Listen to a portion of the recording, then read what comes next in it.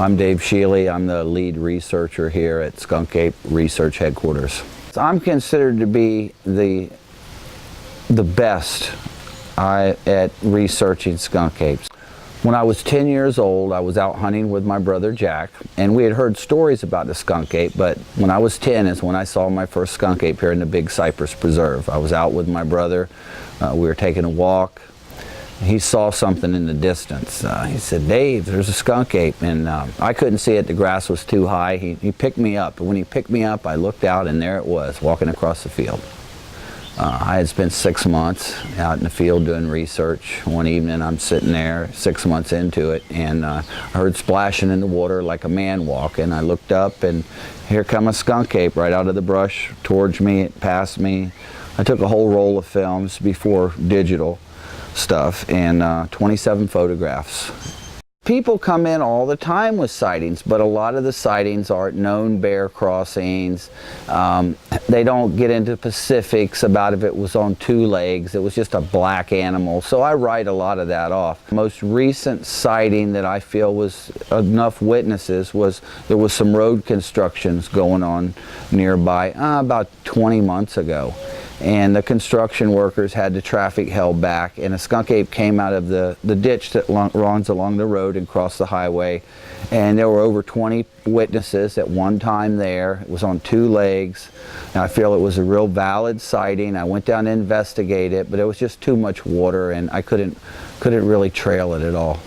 Skunk ape is anywhere from 6 to 7 feet tall, maybe 350 pounds would be a big one. A lot smaller than the Bigfoot people see out in the Pacific Northwest. Is covered with hair.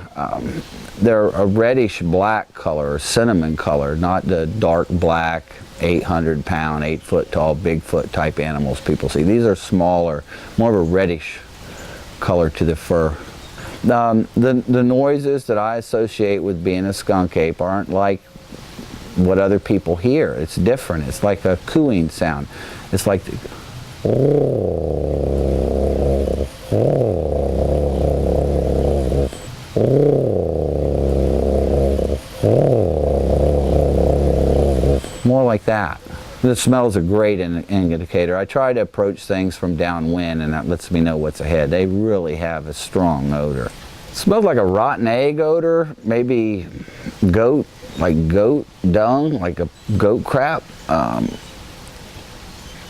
stinking dog, skunky odor. In the summertime, when it's wet, animals are moving around looking for dry ground. That falls right at the end of my major research. It's when the heavy rains start is a good time to look.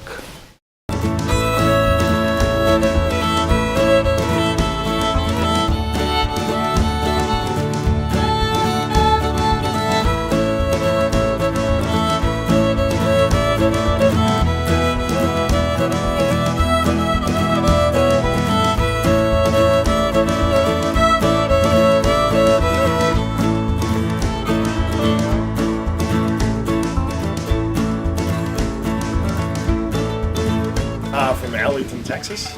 Okay, have you ever heard of the skunk ape before? Yes, we have. Is that why you're here today? That's exactly why we're here today. Right now from Fort Myers.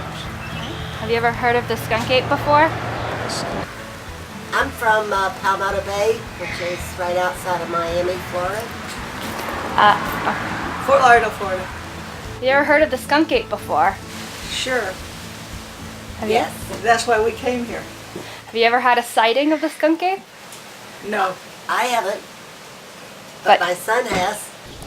Skunk Ape Research Headquarters was a small building located at the back of the property for over 30 years. I moved it out to the highway around 1996, went public with my research. My research center is more or less a gathering place for people who have seen a skunk ape or want to talk about skunk apes. People meet there.